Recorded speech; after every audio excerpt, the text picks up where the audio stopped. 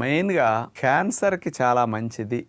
ప్రారంభ దశలోనే రకరకాల క్యాన్సర్ కణాలు కూడా తొలగించడానికి బాగా పనికొస్తున్నది. వాటిని నాశనం చేయడానికి, క్యాన్సర్ కణాలు మళ్ళీ పెరగకుండా స్ప్రెడ్ కాకుండా రక్షించడానికి వంకాయ ఉపయోగపడుతున్నదని సైంటిఫిక్గా ఉన్నాయి అన్నమాట.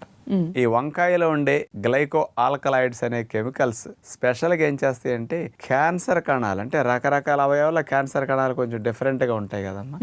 బాడీలో ఏ రకమైన క్యాన్సర్ కణం ఉన్నప్పటికీ ఆ క్యాన్సర్ కణానికి బ్లడ్ సప్లై కట్ చేస్తుంది అనమాట. రక్తనాళాల మార్పులు తీసుకొచ్చి పోషకాలు వెళ్లకుండా చేసేస్తుంది అనమాట.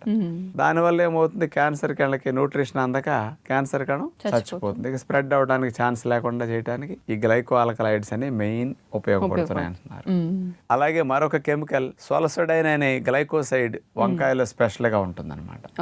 ఇదేం చేస్తుందంటే క్యాన్సర్ కణాలని మొదట్లోనే గుర్తించి తానంతట తానుగా చనిపోయేటట్టు వాటికి ప్రేరణ కలిగి